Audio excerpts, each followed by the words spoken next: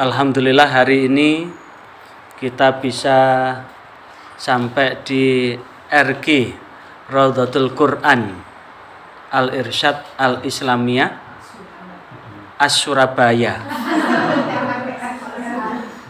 As-Surabaya, jangan dipotong loh ya, Surabaya. Dan alhamdulillah ini kalau kita lihat, kalau eksplorasi se-Jawa Timur, insya Allah ini termasuk menjumlati TPQ yang ustadz-ustadzahnya terbanyak. 27 ustadzah, karena tidak ada ustadznya. 27 ustazah dengan 416 santri. Kalau dilihat dari data TPQ se-Kota Surabaya, ini mungkin juga termasuk dalam kategori TPQ dengan jumlah santri yang cukup banyak. Yang berdiri tahun 1990 berarti sudah 35 tahun. Berarti ustadzahnya ini ustadzahnya ini ada yang lahir di atas 90? 92.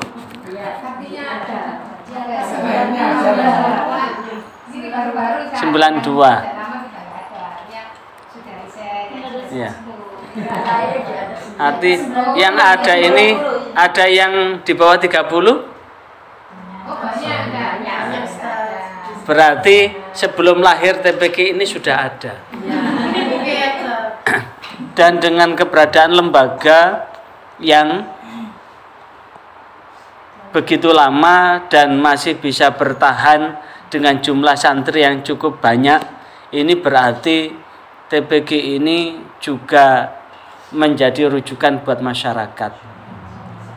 Maka tentu kalau kemudian kita mengeksplorasi, kalau tadi ditanya berapa bisyarah untuk ustazah, berapa?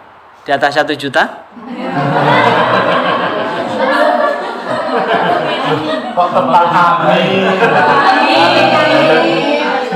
Di atas 500? Masih di atas 500. Kalau masih, kalau di atas 500 ini juga, kalau kemudian kita eksplorasi, insya Allah bisyarah ya di atasnya TPQ yang lain. Bahkan saya temukan satu ketika saya mengumpulkan 3.300 guru, 3.300 guru di Sun City, tak tanya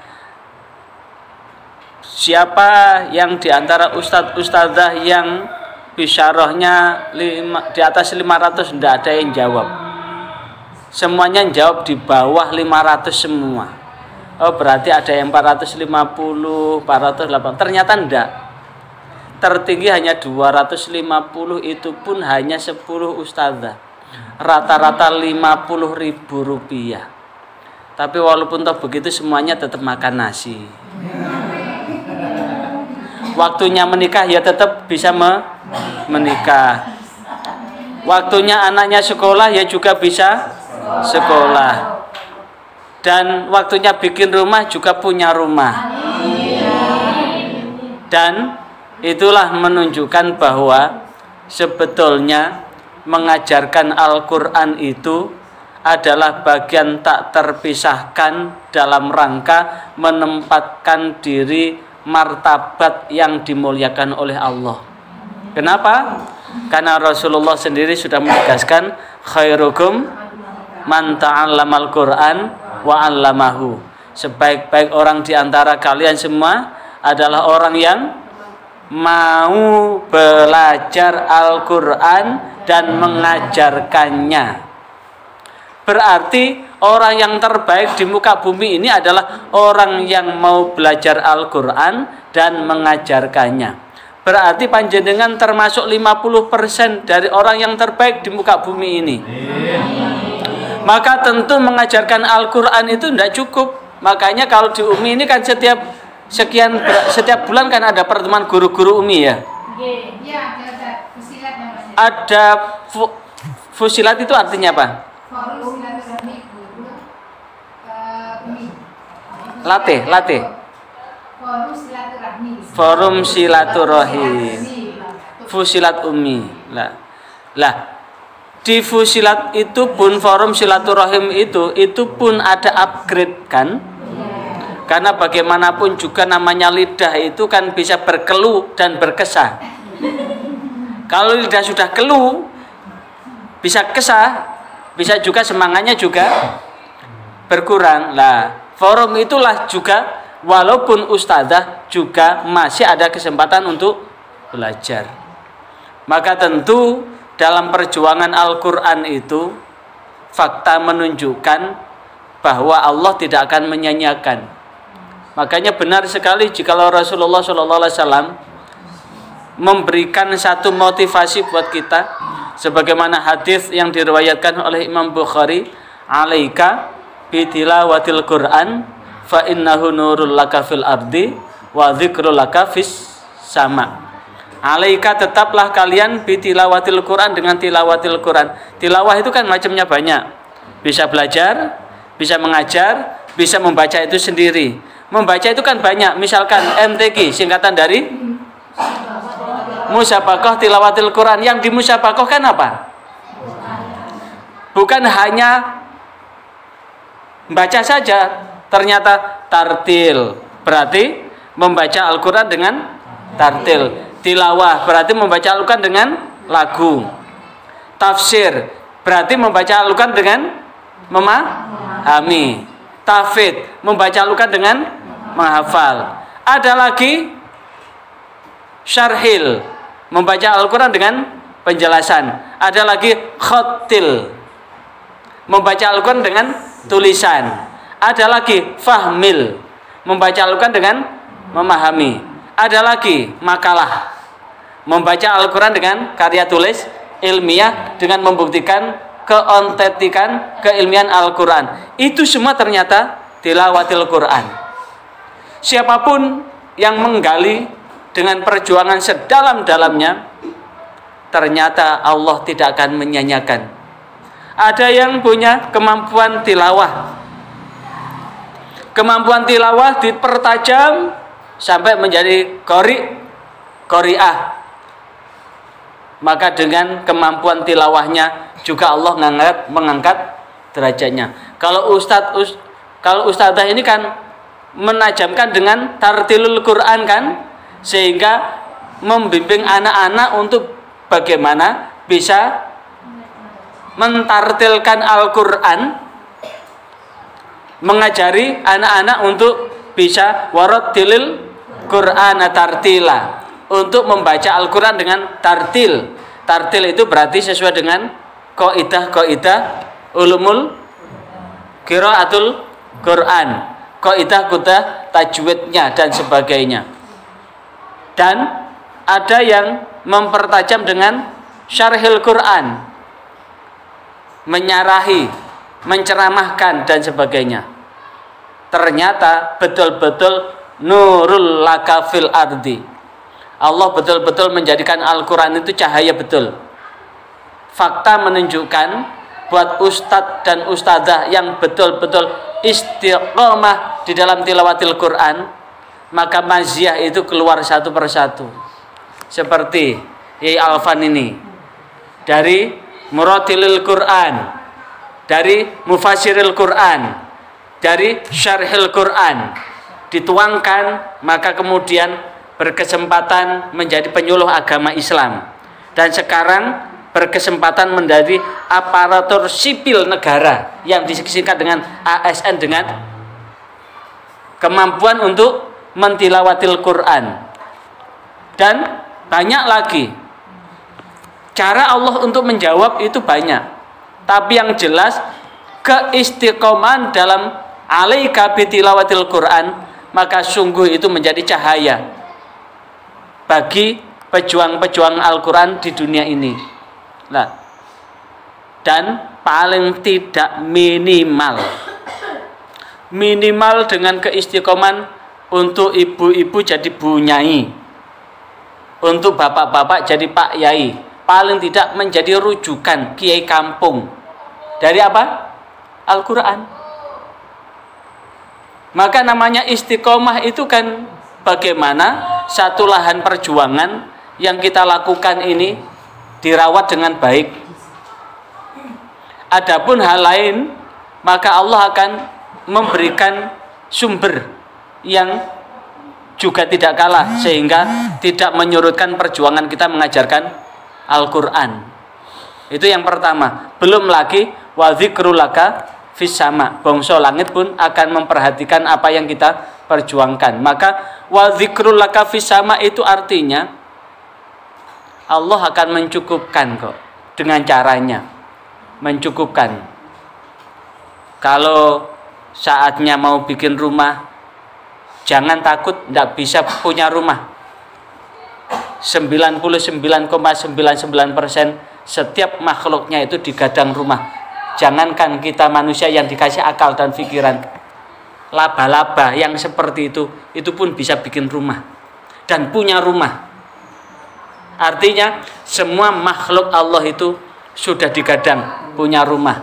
Adapun sampai meninggal belum punya rumah, itu karena memang kurang semangat di dalam mengikhtiarkan itu. Dan ketercukupan itu pun tetap akan Allah nampakkan dengan caranya.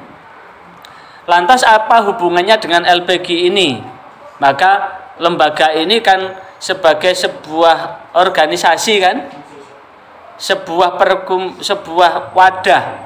wadah ini, jikalau seluruh yang hidup ini betul-betul mengoptimalkan sehingga wadah ini betul-betul memberikan manfaat, maka kemanfaatan itu sungguh akan kembali pada diri kita yang mengoptimalkan itu. Dan salah satu hal yang perlu diperhatikan kan, apakah lembaga ini resmi atau tidak kan bisa dilihat punya izin enggak gitu. Nah, izinnya dari LPG dari apa? Izin opera terakhir sampai tahun berapa ini izinnya? 2027. Sampai 2027. Dan ketika sudah punya izin operasional, hal apa yang perlu dilakukan? Fardhu ain hukumnya.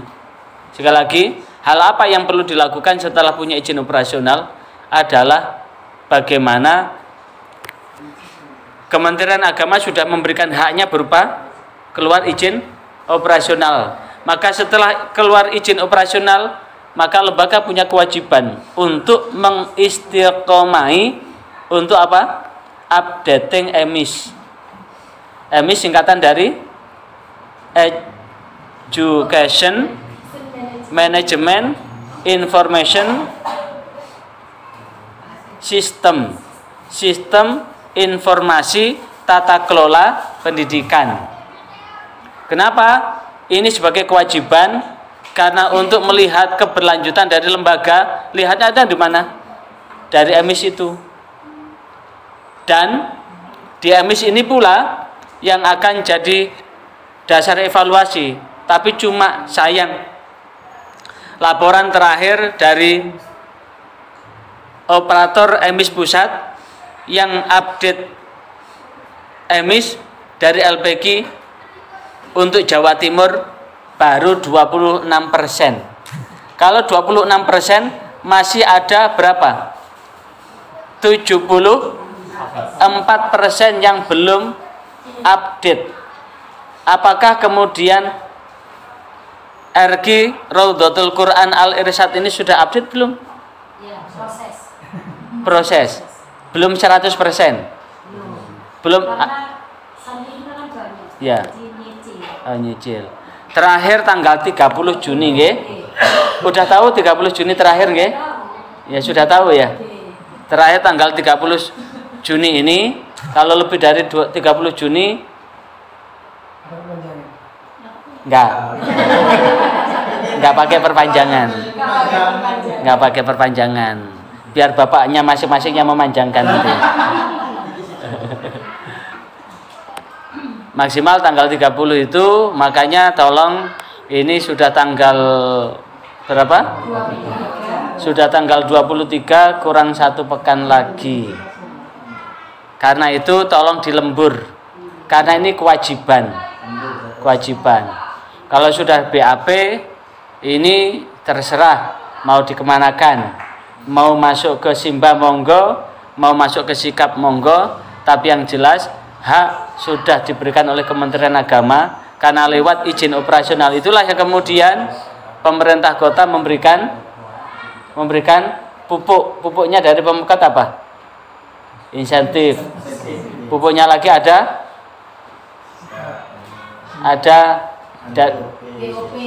dari Pemkot, selain ada BPJS Ketenagakerjaan, ada BPJS Kesehatan, ada ini dana operasional ya, ada ya? Ya. Yang kita rasakan baru Jaspel. Ada Jaspel, jasa layanan. Kemudian insentif ada ya? Insentifnya Pemkot ada? Enggak, yang dari Pemkot. Yang dari wali kota, Untuk guru-guru Al-Qur'an yang 750 itu. Jaspel ya? Ada di Jaspel itu. Apakah itu adalah bagian dari apa? Bagian dari lahan perjuangan kita. Dari lahan perjuangan kita, tapi tetap satu hal yang perlu tetap kita pegang, bahwa orang-orang yang mengajarkan Al-Qur'an itu sebetulnya adalah karyawan-karyawatinya Allah. Sehingga Allah menjawab itu dengan caranya Allah itu luar biasa. Luar biasa seperti ini tadi, Allah itu terserah. Maka fakta menunjukkan buat guru-guru Al-Qur'an, Allah tidak akan menyanyiakan kok. Nanti yang penting barokah. Barokah itu terserah Allah. Waktunya nikah, ada yang belum nikah? Waktunya nikah pasti nanti akan ketemu jodohnya laki-laki. Tentu laki-laki yang laki-laki betul, bukan laki-laki jadi-jadian. Tentu namanya laki-laki itu adalah kaum Adam yang bertanggung jawab dunia akhirat lahir batin. Dan ketika sudah punya anak, ya tetap bisa melanjutkan perjuangan hidup. Anaknya sekolah ya cukup untuk sekolah dan sebagainya.